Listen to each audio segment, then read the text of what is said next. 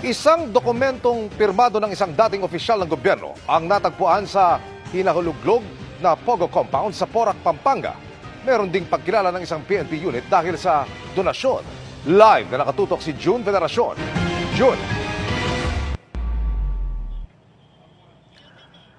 Emil, ilang dokumento at certificate gaya na lang umano ng appointment papers ng isang dating tauhan ni dating presidential spokesperson Harry Roque ang nakita sa loob ng ni-raid na Pogo Hub na ito dito sa Porac, Pampanga. Sabi ng mga otoridad, Emil, nakapagtatakayan. Sagot naman ni Roque, wag daw itong haluan ng mali siya.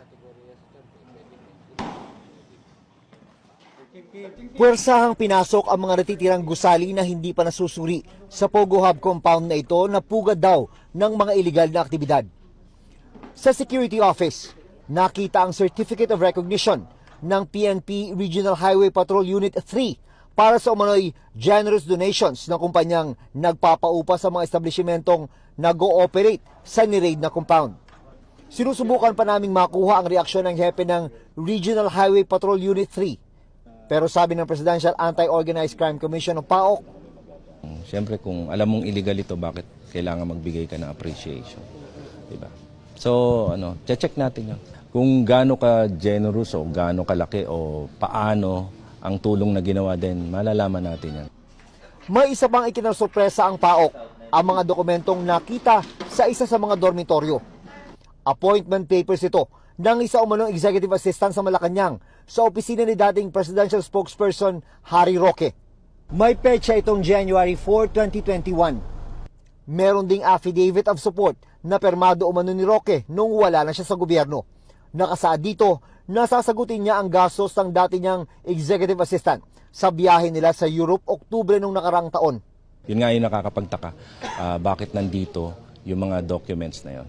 Sabi ni Roque, abogado siya na nagpapaupang kumpanya sa isang court case pero wala raw siya kinalaman sa Pogo operation.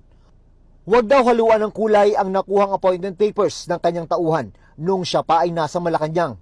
Matagal ko na nga pong empleyado yan, no? Apo. Pero matagal na pong hindi siya nagtatrabaho sa akin. Tingin ko po kasi nag-aaral siya somewhere dyan sa Clark, no? Baka nakitira po siguro dyan.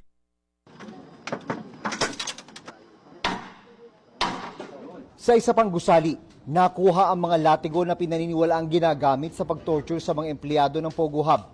Meron ding natagpo ang mga gamit na pang text blast o pagpapadala ng maramihang message ng mga scammer.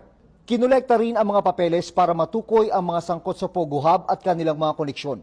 Sa isang pahayag, umapila ang Chinese Embassy sa gobyerno ng Pilipinas na iba na ang Pogo. Wala nilang basihan ang mga paratang na nag-uugnay sa China sa operasyon ng Pogo. Mahigpit daw na ipinagbabawal ng mga batas sa China ang anumang uri ng sugal. At meron anilang ebidensya na nagsasangay ito sa iba pang krimen tulad ng kidnap for ransom, human trafficking at murder.